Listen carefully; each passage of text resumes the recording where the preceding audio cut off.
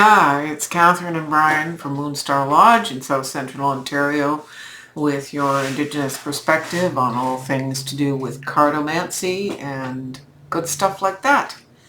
It's the reading for the week, if you can believe it. It's June 1st through to the 7th.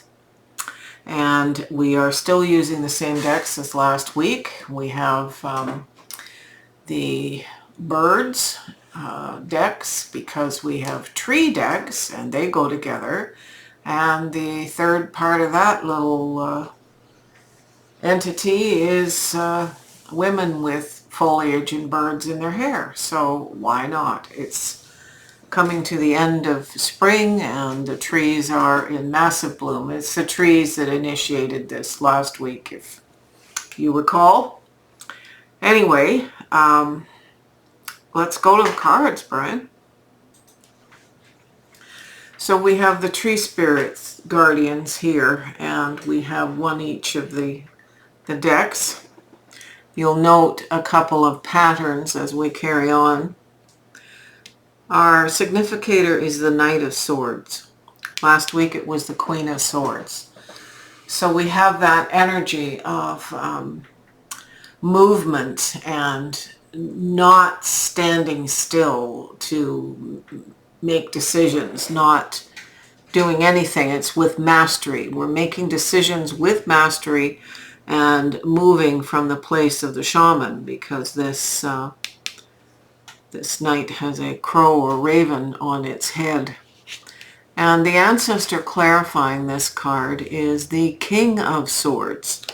So that makes it pretty much complete. We have the King, the Knight, and the Queen of Swords all in the significator positions 2 weeks in a row. So there's clarity, there's largesse in the sense, the good sense of the word, where it's expansive and encompasses a lot of people. It's followed by the Eight of Wands, and the Eight of Wands here is about releasing our thoughts and energies into consciousness, into the oversoul. The triumvirate here is sending our awarenesses and our growth. It's indicating growth is massive. This is coming right out of the pituitary and the pineal where it sits in the brain. We have a duty really to send all this knowledge, because when we release knowledge, it's usable to everyone. But this is done with the connection of Reiki, prayer, meditation, yoga, sitting with the trees, just sitting with the trees in the woods. It's important that we let our knowledge be expanded in this way. It's not a fight. This is all about spirituality. This is the fire element, and the fire element is about spirit, and it's about moving it to a higher plane. It's clarified by the Keeper of Journeys. That's from the Tree Keeper's Oracle. And so this lets me know that we're on quite an extensive journey. This implies our knowledge is on a journey through to source, but so are we. We're on quite an extensive journey, and that's referred to with other cards up here, and I will get to that shortly. We now have the Page of Wands here. So we do have a page in this group. And this is the fire in the belly. This is seeing things as if they're new. Adventures, knowledge, using our spiritual energies to go after things in a new way. Even if we believe we've tried this before and it didn't work, that's not the stance to take here. Everything is as if it's new again, because we are not who we were before. And it's clarified by release. This is letting go, finding freedom, and healing.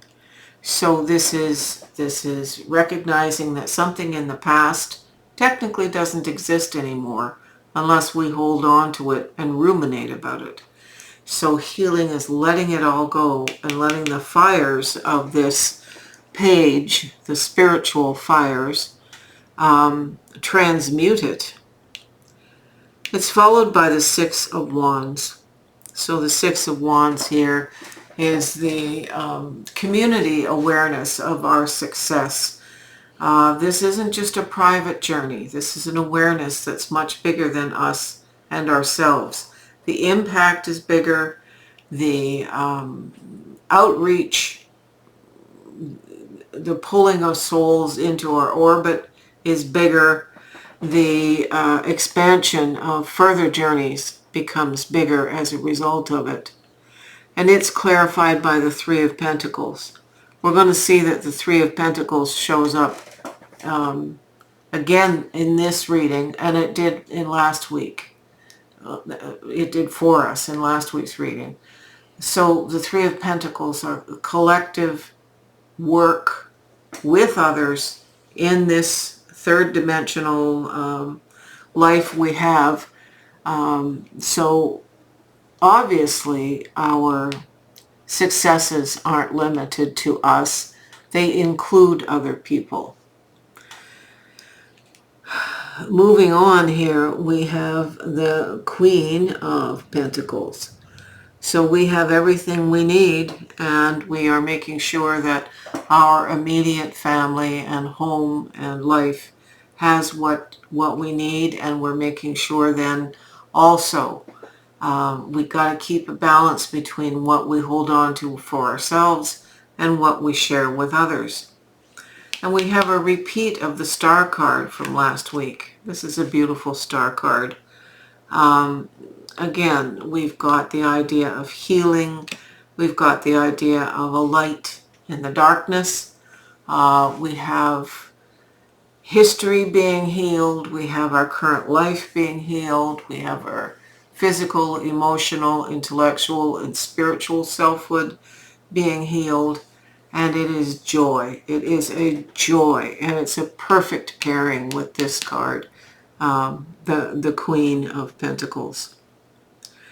Moving to the next one is this Three of Pentacles. Again, everything that we accomplish is with others. No one accomplishes more than the other. It's definitely a gestalt. And it is for the better good of a lot of people. Not just us ourselves. It's going to impact many other people. The card that clarifies this Three of Pentacles is patience.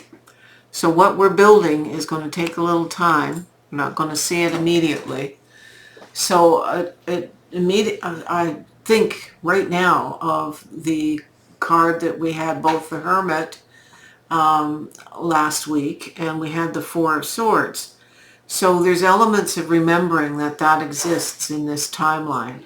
Deep rest and searching inward for some wisdom, even though we are we could be perceived as taking the wisdom that we're learning and integrating it into ourselves. But this is very much a collective process. And finally, we have the Moon. Of course we do. The Moon and the Star. This is intuition, again, lighting the night. We are moving at this point toward a new moon, and that new moon that's coming up just a week after this reading is Loves All Things. So as I've often said, my grandmother called her she who finds love in all things. Very important. The clarifying card for the Moon is an interesting one. It's Duck. Find comfort and balance in simple ways. You have support all around you. So we needn't fear, even though it might be the night and it might not be a full moon, or it might be this new moon. We can't see who and what's around us. We need to accept and know and appreciate that we don't see spirit typically, but spirit is there. And the rest of us move in sacred and mysterious ways around us. Well, that heralds quite a phenomenal week, I must say. You can flip the camera, Brian. So, we're inching closer to this